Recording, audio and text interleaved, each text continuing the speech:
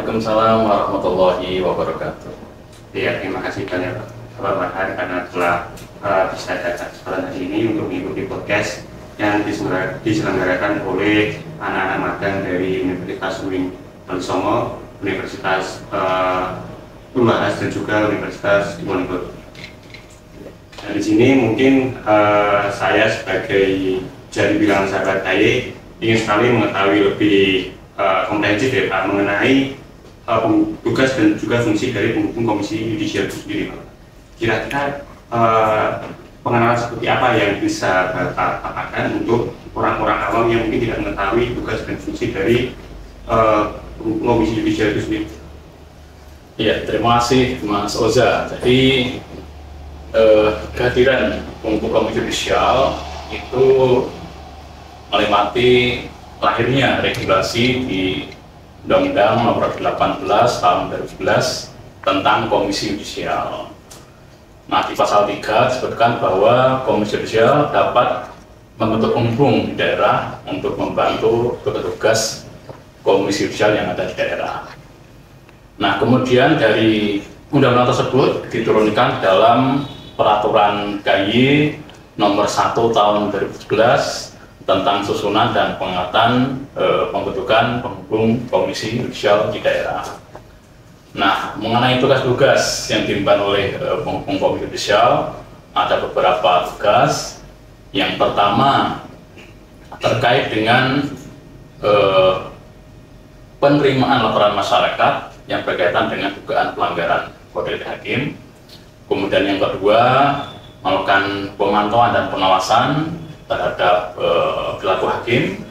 Kemudian yang ketiga, penghubung komisi yudisial juga melakukan verifikasi, klarifikasi, kemudian atas adanya laporan dugaan pelanggaran kode hakim dari masyarakat. Yang keempat adalah selain pengawasan yang di atas tadi, kita juga melakukan yang namanya advokasi. Advokasi ini manakala ada orang atau badan hukum yang merendahkan kehormatan atau keluhuran martabat hakim. Jadi selain pengawasan kita juga menjaga. Nah, menjaga ini bagian daripada advokasi hakim. Jadi agar hakim tetap terjaga marwahnya. Kemudian yang kelima, penghubung komisi yudisial juga melaksanakan tugas lain yang diberikan oleh komisi yudisial. Misalnya penyuluhan hukum, edukasi, sosialisasi dan seterusnya. Itu juga bagian dari tugas-tugas lain yang diberikan oleh komisi yudisial kepada penghubung KAY di daerah. Baik Bapak, karena kan di sini banyak sekali masyarakat yang sebenarnya selama masa pengadilan sendiri itu mereka seperti tidak mendapatkan hak mereka, seperti mereka tidak mendapatkan keadilan di pengadilan. Nah, sekiranya bagaimana sih prosedur untuk melaporkan hakim yang sebenarnya melanggar kode etik, atau mungkin dasar-dasar apa, pokok-pokok apa yang berada dalam ketentuan kode etik hakim? Ya, terima kasih. Jadi terkait dengan tata cara laporan dari komisi yudisial ada beberapa aturan ya, aturan atau tata cara lah. Nah, untuk mempermudah bagi masyarakat yang ingin melaporkan adanya dugaan pelanggaran yang dilakukan oleh hakim, maka masyarakat bisa datang langsung ke kantor penghubung komisi yudisial yang ada di Jalan Pamatsih nomor 10 Semarang, atau juga bisa mengirimkan surat lewat pos, atau juga bisa melaporkan via email dan juga pelaporan online. Jadi semua kanal KAY buka untuk mempermudah masyarakat. Misalnya di Jawa Tengah ini kan ada 35 kabupaten dan kota ya, sementara kantor kita ada di Semarang. Nah, untuk masyarakat di Cilacap misalnya, karena jauh harus ke Semarang, maka bisa mengirimkan surat gitu. Nah, kemudian kira-kira setelah ada dugaan pelanggaran, kemudian masyarakat membuat yang namanya laporan. Laporannya itu tentang apa gitu. Nah, tentu kalau dari KAY ini kan kaitannya dengan pengawasan hakim ya, maka kebisnisan terkait dengan pengawasan hakim, baik pada saat hakim bersidang atau berdinas, maupun juga berlaku hakim pada saat di luar kedinasan atau berada di luar masyarakat. Nah, untuk berikutnya, setelah membuat laporan masyarakat atau adanya dugaan pelanggaran, kemudian disertai dengan identitas, bisa KTP, atau kalau dia pakai kuasa hukum berarti KTA. Kemudian kalau pakai kuasa hukum juga ada yang namanya surat kuasa khusus. Kemudian selain itu juga disertai dengan data pendukung, misalnya salinan putusan, atau adanya foto atau rekaman, atau surat pernyataan untuk menguatkan laporan dari masyarakat terkait dengan adanya dugaan pelanggaran kode hakim. Nah, kemudian kalau sudah komplit, maka tadi ya bisa dikirim langsung ke kantor pembung KY, atau dikirim via surat, atau dilaporkan dengan pelaporan online. Nah, setelah itu nanti akan ada tahapan-tahapannya di kantor PKY ya. Kita verifikasi dulu apakah laporan itu termasuk bagian dari tugas kewenangan KY. Terkadang masyarakat juga ada yang sebenarnya melaporkan panitra atau dursita. Nah, itu kan bukan wewenang KY sebenarnya, bukan wewenang KY. Yaitu wewenang dari Mahkamah Agung Bawas. Terkadang juga ada yang melaporkan jaksanya atau ada yang melaporkan pengacara. Nah, itu bukan wewenang KY. Makanya ada yang namanya verifikasi. Apakah ini termasuk tugas-tugas dari KY atau bukan? Nah, kemudian kalau sudah masuk dalam tugas-tugas KY, maka akan dianalisa. Kemudian tahapan berikutnya kalau ada dugaan, ada sidang panel, ada sidang pleno, kemudian sebelum sidang panel ada sidang pemeriksaan, bisa saja pelapor diperiksa, kemudian ada pemeriksaan saksi, dan juga ada pemeriksaan terlapor. Jadi ada tahapan-tahapannya kaitannya dengan proses laporan masyarakat, gitu Mas. Jadi untuk prosedurnya sendiri itu akan memakan waktu berapa hari mungkin bulan untuk menerima laporan sampai pada akhirnya mungkin pemantauan langsung ke pengadilan. Ya, jadi terkait dengan berapa lamanya, kalau kita lihat di aturan PLM ya, laporan masyarakat di peraturan KY nomor 2 tahun 2015, terkait dengan durasi waktu ketika sudah diregister itu paling tidak 60 hari harus selesai, 60 hari. Tetapi dalam prakteknya memang terkadang ada kendala, misalnya adanya data yang kurang, kemudian kita surati ternyata dia lama membalasnya, kan itu kan memakan waktu itu ya. Kemudian misalnya kita melakukan ada pemeriksaan tetapi ternyata dari pelapor tidak datang, kan juga menghambat waktu juga. Tetapi prinsipnya semua laporan yang masuk ke KY akan diselesaikan. Apakah nanti ada temuan atau tidak, tapi secara prinsip semua laporan yang masuk KY akan diselesaikan dalam kelembagaan.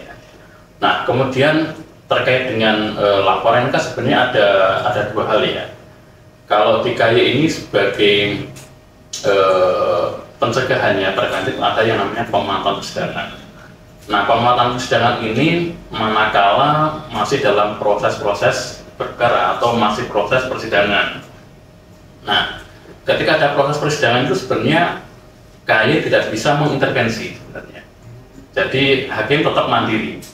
Tetapi kita karena sudah mendapatkan kewenangan dari konstitusi untuk melakukan pengawasan, maka kita lakukan yang namanya pemantauan persidangan. Itu untuk mengawal agar proses-proses persidangan itu bisa berjalan dengan baik dan lancar, dan tentunya sesuai dengan hukum acara dan peraturan yang berlaku, sehingga ketika masih dalam proses persidangan, maka masyarakat bisa mengajukan yang namanya permohonan pemantauan.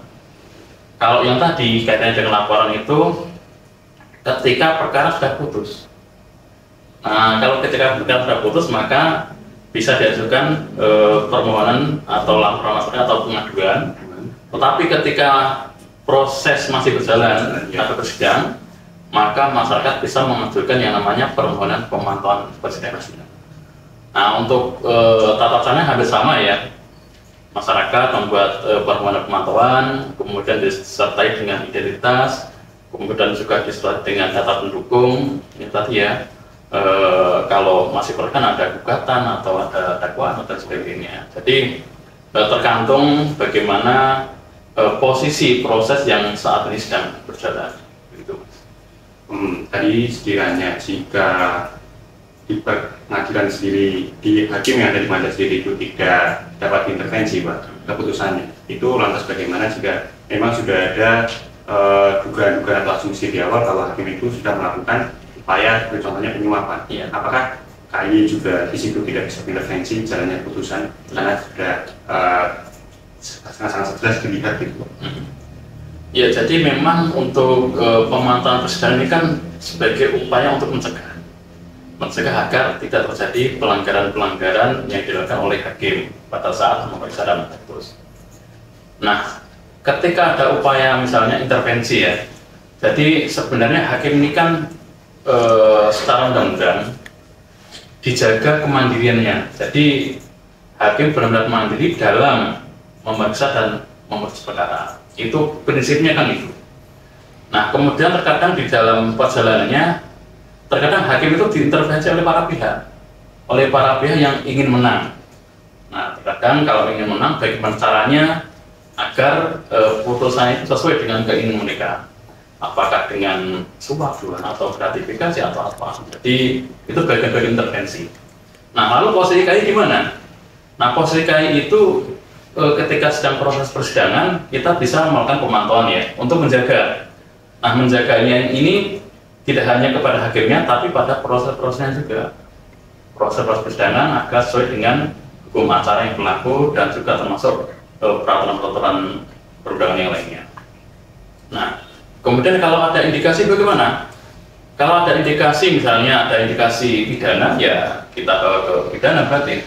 Misalnya pelapor punya bukti, oh ini ada indikasi penyuapan. Buktinya apa? Misalnya ada foto atau video, atau ada pertemuan, nah itu kan bisa jadi bukti ya. Tetapi selama ini untuk proses pemantauan ya yang dilakukan oleh KAI biasanya akan berjalan dengan lancar. Nah, kalau yang terkait dengan tadi ya indikasi penyuapan itu biasanya kan tidak berada di dalam ruang terbuka ya. Itu kan berada di bilik layar kan. Ya. Nah, itulah tugas-tugas dari masyarakat bagaimana bisa ikut berpartisipasi aktif. Kita bersama-sama menjaga peradilan, kita bersama-sama membangun peradilan agar berjalan semestinya. Gitu. Jadi kalau ada informasi atau ada dugaan ya silakan saja dilaporkan. Gitu. Itu Mas. Jadi masyarakat juga bisa mengadukan hakim yang melakukan pelanggaran kode etik begitu ya Pak? Ya. Jika tadi dalam kasusnya itu ada hakim yang melakukan gratifikasi dan sudah diketahui, dan di situ ada upaya preventif juga dari Komisi Yudisial untuk memantau tindakan hakim pada saat persidangan. Nah, jika putusannya itu memang memberatkan salah satu pihak Bapak dan juga sudah diketahui, apakah bukti yang sudah ada itu bisa diajukan? Contohnya mungkin ada satu orang yang melakukan tindak pidana, namun di situ hakim lebih condong kepada salah satu pihak, contohnya pihak yang melakukan tindak pidana tersebut, dan sudah diketahui bahwa di balik layar si hakim ini melakukan tindakan berupa gratifikasi dan juga penyuapan kepada orang yang dipidana hakimnya ini. Kiranya jika itu sudah diputus, apakah rekomendasi dari KAI bisa menjadi suatu bukti tambahan untuk banding? Ya, jadi begini. Komisi Yudisial atau KAI itu tidak bisa mengintervensi isi putusan. Kemudian yang bisa merubah putusannya kan tingkat banding atau upaya hukum lainnya di atasnya. Kemudian yang kedua, Komisi Yudisial tidak boleh mengintervensi kemandirian hakim. Jadi hakim itu benar-benar mandiri dalam memeriksa dan memutus. Nah, lalu tugas KAI apa? Tugas KAI itu kan kaitannya dengan pengawasan perilaku. Nah, apakah perilaku dalam memutuskan perkara itu ada dugaan-dugaan pelanggaran atau tidak? misalnya ada proses-proses penyuapan misalnya yang berada di berlayar. Kalau memang itu ada bukti, kemudian ada saksi misalnya, ada hal-hal atau data yang menunjukkan pelanggaran itu, ya bisa saja itu akan ditindaklanjuti oleh KAI. Kalau kali kaitannya dengan tadi ya pelaku ya etika ya, tapi kalau yang pidana pasti akan dilarikan ke aparat penegak hukum. Jadi itu bisa dua-duanya. Jadi KAI khusus untuk perilaku atau etikanya, tapi untuk pidana kita kembalikan ke penegakan hukum. Gitu. Untuk KAI sendiri, Pak, apakah KAI itu hanya menaungi beberapa pengadilan saja, atau secara keseluruhan KAI itu memiliki kendali atas hakim di seluruh institusi hukum yang ada di Indonesia? Ya, jadi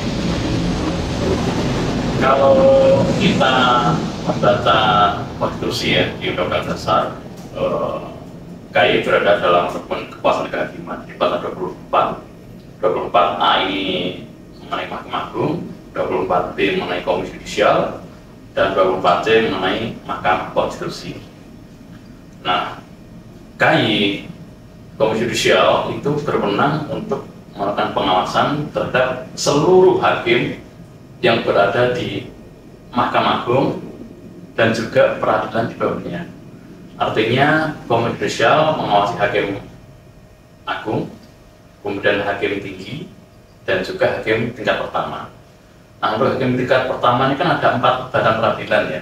Ada peradilan umum, ada peradilan agama, ada peradilan tun, dan peradilan militer. Artinya semua hakim yang berada di bawah Mahkamah Agung merupakan tugas pengawasan eksternal dari Komisi Yudisial. Kalau untuk hakim MK bagaimana? Hakim MK sejak lahirnya revisi Undang-Undang Nomor 18 Tahun 2011 bukan lagi kewenangan KAI untuk pengawasan terhadap hakim MK, jadi sudah di luar. Itu sekiranya mengapa hakim dari MK dan juga hakim-hakim lainnya itu dipisahkan? Kenapa tidak dijadikan satu saja menjadi kewenangan KAI untuk mengawasi seluruh hakim yang ada di Indonesia? Harus ada perbedaan.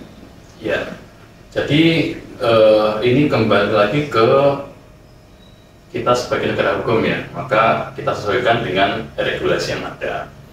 Memang di undang-undang yang awal, Undang-Undang KAI Nomor 22 Tahun 2004, hakim termasuk dalam pengawasan KAI itu hakim MA dan hakim di bawahnya, termasuk juga hakim MK. Namun dalam perjalanannya ada yang namanya uji materi atau judicial review atas Undang-Undang KAI Nomor 22 Tahun 2004. Nah, dalam hasil uji materi tersebut bahwa terkait dengan pengawasan hakim di Mahkamah Agung itu tetap berada di kewenangan oleh Komisi Yudisial, tetapi untuk hakim MK dikeluarkan dari rumpun hakim dalam pengawasan Komisi Yudisial. Jadi kita kembali lagi ke dinamika hukum yang terjadi, karena kita sebagai orang hukum ya harus patuh terhadap putusan-putusan yang dikeluarkan oleh MK. Maka walaupun pada saat itu terjadi dinamika, terjadi pro dan kontra yang terjadi di masyarakat, tetapi karena sudah diputuskan, maka ya kita harus mengikuti aturan tersebut. Gitu, Mas. Ternyata tugas dan wewenang dari KAI sendiri sangatlah penting guna untuk membangun peradilan yang sehat dan baik dan juga transparan. Gitu. Sekiranya ada upaya, mungkin upaya dari KAI dan Komisi Yudisial yang dapat membangun keadilan yang lebih komprehensif di tingkat peradilan. Ya, jadi kalau kita bicara keadilan ini tidak lepas dari yang namanya sistem hukum ya. Sistem hukum kita kan kompleks ya. Ada struktur, kemudian ada substansi, dan ada kultur. Nah, dari ketiga sistem ini tentu saling berkaitan. Nah, lalu bagaimana kondisi sekarang itu kaitannya dengan keadilan? Sebenarnya pasca reformasi ya, ini kan lahir beberapa lembaga-lembaga negara, termasuk kalau di legislatif ada tambahan DPD, kalau di yudikatif ada KAI dan MK, kemudian untuk eksekutif ada Ombudsman, ada KPK, ada Komnas HAM, ada Komnas Perempuan, dan seterusnya. Nah, sebenarnya secara sistem tata negara kita sudah agak komplit ya untuk lembaga-lembaga ya yang menaungi tugas-tugas lembaga masing-masing. Nah, kemudian secara infrastruktur ya, khususnya kekuasaan kehakiman, kalau kita lihat pada saat ini kondisi pengadilan sudah sangat jauh lebih baik dari yang dahulu. Kita ambil contoh di pengadilan negeri, di pengadilan agama, tun dan militer. Secara infrastruktur atau secara gedung misalnya, sarana dan prasarana itu sudah cukup komplit ya. Ada disabilitas untuk jalurnya, kemudian di depan ada PSP sehingga orang tidak sembarangan bisa masuk. Kemudian secara teknologi informasi sudah ada yang namanya direktori putusan, ada SIPP, kemudian ada SIWAS juga. Nah, itu bagian-bagian dari kemajuan ya, kemajuan peradilan yang ada di Indonesia. Namun dari kemajuan-kemajuan itu tentu harus diimbangi dengan meningkatnya kepercayaan masyarakat terhadap hasil-hasil yang dikeluarkan oleh pengadilan. Artinya putusan-putusan yang berkeadilan itu menurut saya itu jauh lebih dibutuhkan. Ya meskipun untuk sarana prasarana sangat penting juga ya. Tapi putusan itu yang diharapkan oleh masyarakat, yang dielulukan oleh para pencari keadilan itu harusnya diutamakan juga. Artinya ketika sarana prasarana sudah bagus, kemudian proses-proses persidangannya sudah berjalan dengan bagus, dan hasil putusan-putusan berkualitas, nah itu cita-cita masyarakat yang berkeadilan, cita-cita negara hukum itu dapat tercapai. Jadi ketika secara infrastruktur sudah bagus, kemudian secara hasil dari putusan-putusan itu memuaskan masyarakat, ya berarti sudah berjalan sistem hukumnya. Nah, kondisi sekarang ini kan arahnya untuk sarana prasarana sudah lumayan bagus. Tetapi ada beberapa kaitannya dengan tadi ya, kalau putusan kan idealnya kan begitu ya, keadilan, memuaskan dan sebagainya. Tapi dalam proses perjalanannya terdapat hambatan. Misalnya tadi ada celah-celah, ada upaya-upaya intervensi dan terusnya yang kemudian bisa menggiring hal-hal yang terjadi pelanggaran.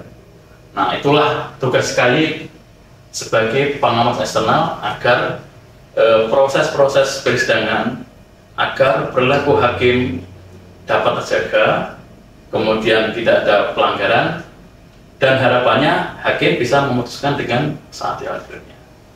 Itu, Mas. Mungkin ada tantangan tersendiri dari Komisi Yudisial maupun Komisi Yudisial sendiri dalam menegakkan keadilan bagi peradilan. Ya, jadi banyak hambatan maupun kendala dalam upaya-upaya Komisi Yudisial melaksanakan tugas. Yang pertama tentu kaitannya dengan regulasi atau aturan. Nah, terkait regulasi ini sebenarnya bisa ditempuh dengan ada yang namanya revisi. Jadi kita saat ini sedang menggaungkan revisi atau perubahan Undang-Undang Nomor 18 Tahun 2011 tentang Komisi Yudisial. Nah, revisi ini untuk memperkuat untuk memperkuat tugas dan fungsi Komisi Yudisial. Misalnya kaitannya dengan rekomendasi. Kalau selama ini kan untuk sanksi ini kan KY hanya merekomendasikan kepada Mahkamah Agung. Nah, harapannya untuk revisi ini KY bisa langsung memberikan sanksi kepada hakim yang bersangkutan. Kemudian juga kaitannya dengan penghubung. Penghubung ini kan masih sifatnya sebagai LO ya, license officer ya, atau hanya penghubung saja. Jadi belum perwakilan. Nah, konsekuensinya tugas dan wewenang penghubung itu kan masih sangat terbatas. Berbeda jika penghubung ini dijadikan perwakilan, maka tugas dan wewenangnya akan lebih kuat lagi. Kemudian terkait dengan ada beberapa tugas dan kewenangan KY ya, yang selama ini tidak bisa berjalan, misalnya kaitannya dengan penyadapan ya. Jadi kita ada kewenangan penyadapan, tetapi sampai saat ini tidak bisa berjalan walaupun ada di dalam undang-undang, karena secara teknis belum bisa dijalankan sampai dengan saat ini. Karena untuk penyadapan ini kan kaitannya dengan pro justia ya, penegak hukum yang dilakukan oleh KPK, Polri, atau BIN, atau BAI dan seterusnya. Nah, kalau KY ini kan kaitannya dengan perilaku atau etika, maka belum sinkron ketika penyadapan kaitannya dengan pelanggaran etika disandingkan dengan pelanggaran dalam tindak pidana, maka saat ini belum bisa dijalankan itu. Nah, kemudian selain dari sisi regulasi, maka kita juga berkaitan dengan anggaran. Nah, anggaran KY ini sangat kecil sekali, sangat kecil. Artinya ketika anggaran kecil, maka tugas-tugas KY tidak bisa berjalan dengan maksimal. Termasuk anggaran untuk penghubung itu sangat kecil sekali. Nah, bagaimana kita bisa bergerak dengan cepat, bagaimana kita bisa bergerak dengan leluasa kalau tidak ada logistiknya, kan begitu. Nah, ini juga menjadi tantangan ya, tantangan bagi KY dan BKY. Kemudian yang berikutnya kaitannya dengan SDM atau sumber daya manusia. Personel di KY itu mungkin sekitar 300-an sekian. Jumlah personel penghubung di daerah itu hanya ada 4 orang ditambah dengan 2 orang staf dari manajemen building. Nah, kita lihat di penghubung sendiri ya. Yeah. Penghubung di Jawa Tengah ini kan cakupan luas wilayahnya se-Jawa Tengah. Sangat luas. Sangat luas. Ada 35 kabupaten dan kota. Ada 35 pengadilan negeri, ada 35 pengadilan agama, ada tun militer dan pengadilan tinggi. Sementara personil kita hanya 4 orang, maka tidak bisa kita berjalan dengan maksimal atau efektif atau efisien ketika SDM-nya terbatas. Tapi karena regulasinya demikian, maka kenapa kita juga menggandeng dengan mitra-mitra, menggandeng dengan stakeholder, menggandeng kampus, LSM, NGO, itu untuk membantu tugas-tugas kayak gitu. Walaupun kita minimalis, tapi berupaya untuk memaksimalkan. Nah, termasuk juga dengan teman-teman mahasiswa ini kan juga bagian dari upaya kita untuk membumikan kehadiran Komisi Yudisial atau penghubung KY di daerah. Misalnya kalau kita datang ke daerah kan sangat terbatas ya. Kita misalnya mau ke Kebumen, mau ke Cilacap, anggarannya terbatas kan nggak bisa datang langsung. Makanya kita juga mendorong bagaimana kita untuk melakukan inovasi bagaimana cara mengenalkan tugas-tugas Komisi Yudisial. Nah, kemudian selain SDM ini kan bisa kaitannya dengan kompetensi, juga kaitannya dengan kesejahteraan. Kalau kesejahteraan berarti kan anggaran tadi itu. Kemudian yang berikutnya ini tantangan bagi kami adalah bagaimana upaya KY untuk merangkul semua kalangan ya. kalau kita lihat misalnya kayak KPK ya. KPK ketika dilemahkan itu masyarakat berduyun-duyun untuk membantu KPK, memperkuat KPK. Nah, KAI ketika dilemahkan itu jarang orang yang tahu. Nah, oleh karena itu kita bagaimana berupaya untuk masyarakat sipil untuk bersama-sama menjaga KAI, bersama-sama menjaga peradilan kita. Nah, sebenarnya hampir semua persoalan itu kan muaranya ke pengadilan. Nah, di pengadilan yang memutuskan siapa? Hakim. Nah, ketika hakimnya sudah berintegritas, sudah bagus, maka putusan-putusan yang dihasilkan bisa memberikan keadilan masyarakat. Nah, tetapi ketika ada oknum-oknum hakim yang misalnya menyalahgunakan kekuasaannya dengan memutuskan perkara, ketika itu tidak sesuai dengan aturan main, maka masyarakat yang akan mendapatkan jawabannya. Betul. Ya, sekiranya dari Komisi Yudisial sendiri, karena kita kan juga sudah memasuki babak di mana akan adanya pemilu, di situ pasti ada banyak intervensi politik, Bapak. Nah, bagaimana Komisi Yudisial ini bisa mandiri dan tidak terkontaminasi dengan politik-politik yang akan ada? Ya, jadi 2 hari yang lalu itu di kantor Komisi Yudisial dilaksanakan deklarasi terkait dengan pemantauan persidangan tindak pidana pemilu atau sengketa pemilu. Jadi pada saat deklarasi itu dihadiri oleh KPU, Bawaslu, kemudian Kementerian Pemuda dan Olahraga, dan juga Perludem. Ini NGO yang concern terhadap pemilu. Nah, dari deklarasi itu sebenarnya Komisi Yudisial juga concern ya terhadap politik nasional. Apalagi ini sudah tinggal beberapa hari lagi ya, pesta demokrasi. Nah, kalau kita melihat di tahun 2019, ketika pada satu pemilihan pilpres ya, itu juga terdapat beberapa perkara atau kasus yang kaitannya dengan sengketa pemilu atau pelanggaran pemilu. Kita ambil contoh adanya kepala desa yang melakukan kampanye, kemudian ada juga kepala daerah. Nah, dari situ Komisi Yudisial membentuk yang namanya Des Pemilu.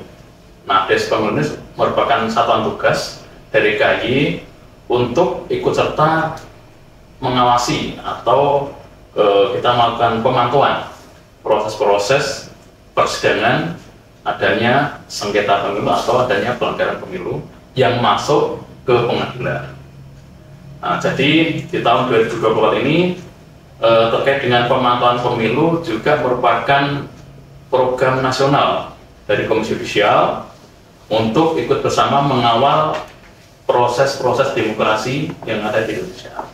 Jadi KAI juga ikut berperan aktif ya. Kemarin itu juga dilaksanakan BINSEK oleh KAI bersama dengan KPU dan Bawaslu seluruh Indonesia.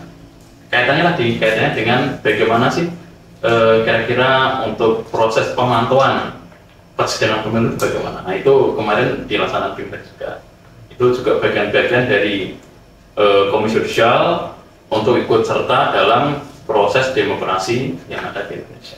Itu Karena tadi mengenai politik ya Bapak, mungkin dari sisi Komisi Yudisial sendiri adanya kampanye untuk menjabarkan atau untuk mengenalkan tugas dan wewenang Komisi Yudisial sendiri kepada masyarakat luas Bapak.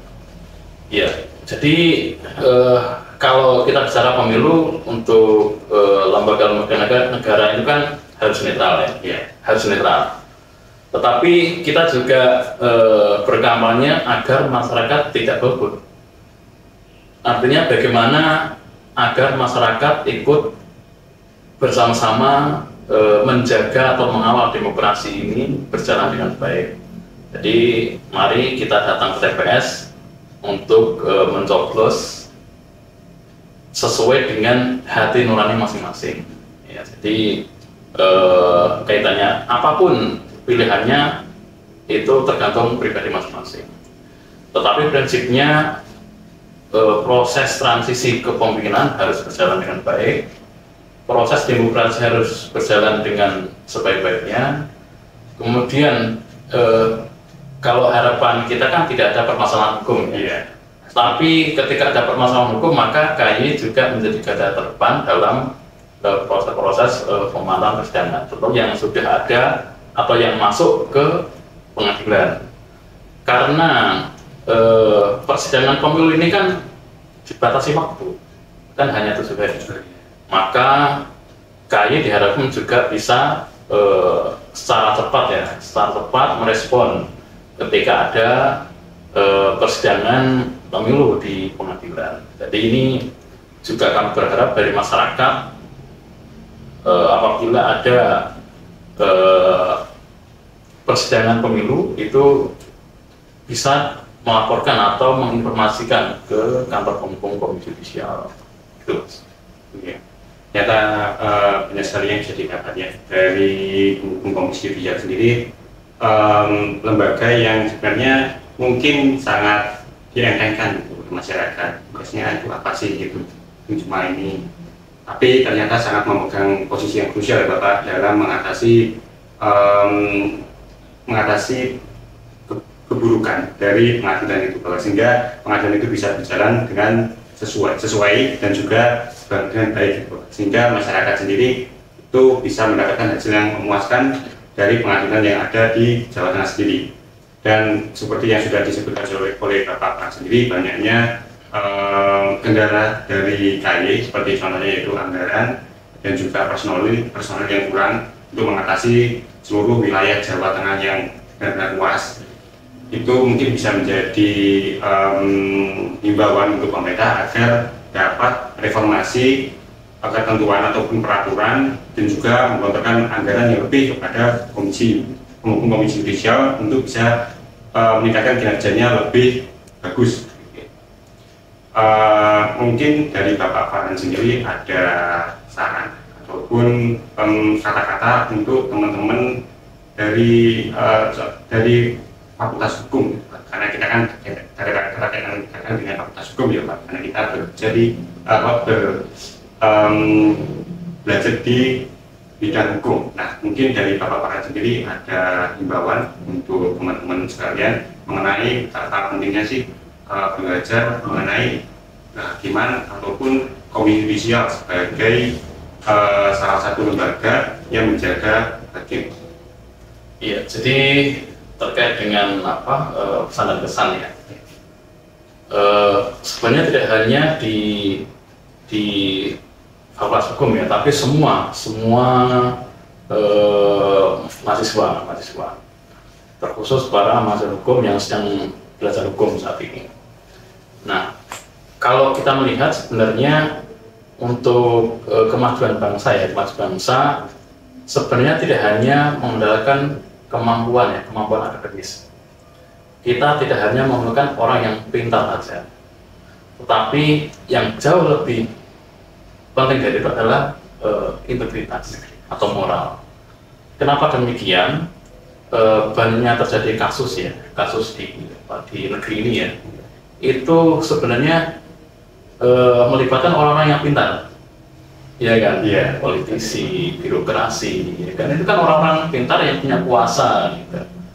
Nah, ketika tidak diimbangi dengan integritas, maka penyalahgunaan atau pelanggaran kewenangan itu yang terjadi. Akhirnya banyak yang tertangkap OTT KPK, ada tertangkap polisi atau jaksa. Nah, harapannya kepada para mahasiswa ya, agar belajar dengan sebaik-baiknya apapun jurusannya.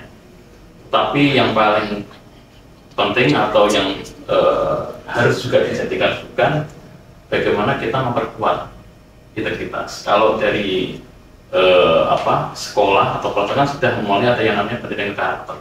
Nah, itu adalah bagian dari upaya untuk memperkuat integritas seseorang, untuk memperkuat kepribadian seorang yang nantinya ke depan di masa yang datang itu bisa menjadi penerus bangsa yang benar-benar berkualitas dan bisa memajukan bangsa dan negaranya.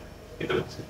Iya, Pak, terima kasih untuk saran dan kesannya pada teman-teman yang masih belajar juga pada saat ini, entah itu mengenai hukum ataupun mengenai pengetahuan-pengetahuan yang lainnya gitu, Bapak. Dari saya sendiri dan juga dari saya sendiri sebagai perwakilan dari teman-teman magang dari Universitas Uin Songo, Bahas dan juga Undip mengucapkan terima kasih banyak pada Bapak Farhan karena telah bisa hadir pada kesempatan hari ini untuk menerangkan Bapak tentang fungsi dan tugas serta bagaimana sih peran dan juga kontribusi dari Komisi Yudisial untuk membangun jalannya peradilan yang sehat. Saya mengucapkan terima kasih banyak. Sama-sama. Mungkin itu saja yang bisa kita diskusikan pada kesempatan kali ini. Mungkin di kesempatan yang akan datang akan lebih komprehensif ya pembahasannya mengenai Komisi Yudisial. Mungkin kita tutup saja dialog kita bersama Bapak Farhan pada kesempatan kali ini. Assalamualaikum warahmatullahi wabarakatuh. Waalaikumsalam warahmatullahi wabarakatuh.